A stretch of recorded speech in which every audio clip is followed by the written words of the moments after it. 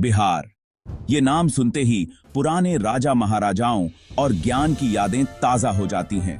ये राज्य पूर्वी भारत में गंगा नदी के किनारे बसा है और इसका भारत के इतिहास में खास महत्व है। सदियों से बिहार सभ्यता का पालना, संस्कृतियों का संगम और ज्ञान का सोता रहा है। यहाँ कई साम्राज्यों का उत्थान और पतन हुआ है, जिससे विरासत और परंपरा की एक समृद्ध तस्वीर उभरती है। इसी धरती पर भगवान बुद्ध ने बोधगया में ज्ञान प्राप्त किया था। बिहार की आत्मा इसके गौरवशाली अतीत और लोगों के धैर्य में निहित है। उनकी गर्मजोशी और उज्जवल भविष्य में विश्वास बिहार की स्थायी भावना का प्रमाण है। भारत की बौद्धिक विरासत में बिहार का योगदान बहुत बड़ा और स्थायी है। इस धरती ने कुछ ऐसे प्रतिभाशाली दिमागों को जन्म दिया जिन्होंने भारतीय इतिहास को बदल दिया। राजनीति और कूटनीति के क्षेत्र से लेकर वैज्ञानिक खोज तक बिहार के बेटे और बेटियों ने दुनिया पर एक अमिट छाप छोड़ी है। ऐसे ही एक महान व्यक्ति थे चाणक्य, जिन्हें कौटिल्य के नाम से भी जाना जाता है, जो एक महान रणनीतिज्ञ और राजनीतिक सिद्धांतकार थे। 4वीं शताब्दी ईसा पूर्व में बिहार में जन्मे चाणक्य को राजनीति शास्त्र पर उनके ग्रंथ अर्थशास्त्र के लिए जाना जाता है। राजनीतिक यथार्थवाद की उत्कृष्ट कृति मानी जाने वाली इस कृति ने शासन, कूटनीति और युद्ध के सिद्धांतों को प्रतिपादित किया, जिनका अध्ययन और बहस आज भी की जाती है।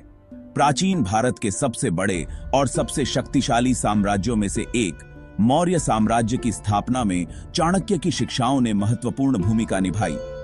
गणित और खगोल विज्ञान के क्षेत्र में बिहार एक और असाधारण प्रतिभा आर्यभट्ट का घर था।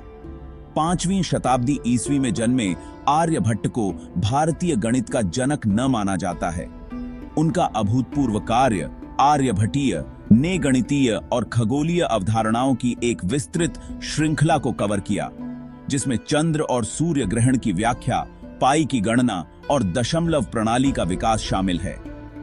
आर्यभट्ट के योगदान ने न केवल भारत में बल्कि पूरी दुनिया में गणित और खगोल विज्ञान में क्रांति ला दी।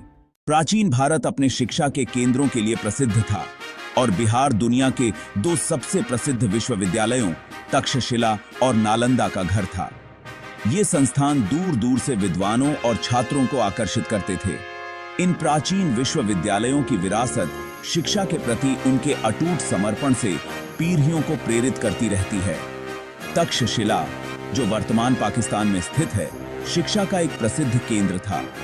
चिकित्सा, कानून, युद्ध और दर्शन जैसे विषयों को शामिल करते हुए तक्षशिला ने पर्शिया, ग्रीस और चीन तक के छात्रों को आकर्षित किया। 5वीं शताब्दी ईस्वी में स्थापित नालंदा विश्वविद्यालय प्राचीन भारतीय शिक्षा के ताज में एक और रत्न था।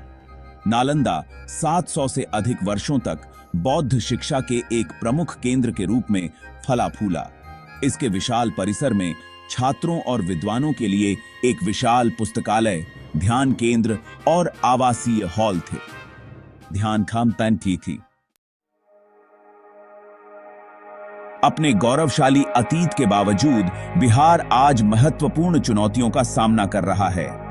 एक समय अपनी समृद्धि और बौद्धिक कौशल के लिए प्रसिद्ध यह राज्य अब गरीबी, अविकास और सामाजिक असमानता से जूझ रहा है। बिहार की वर्तमान स्थिति के पीछे के कारणों को समझने के लिए इसके जटिल इतिहास में जाने और सामाजिक आर्थिक कारकों की जांच करने की आवश्यकता है, जिन्होंने इसकी वर्तमान चुनौतियों में योगदान दिया है।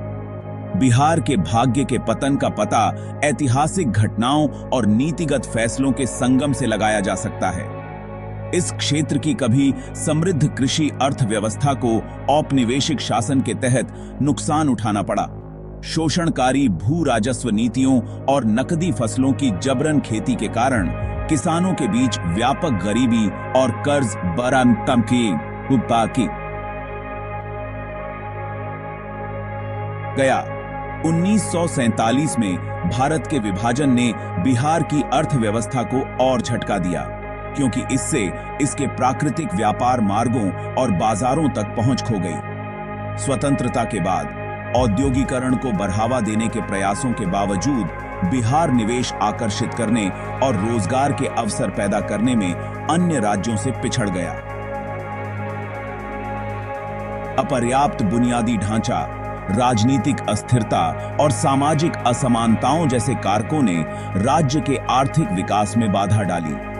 गुणवत्तापूर्ण शिक्षा और स्वास्थ्य सेवाओं की कमी ने बिहार के लोगों के सामने आने वाली चुनौतियों को और बढ़ा दिया।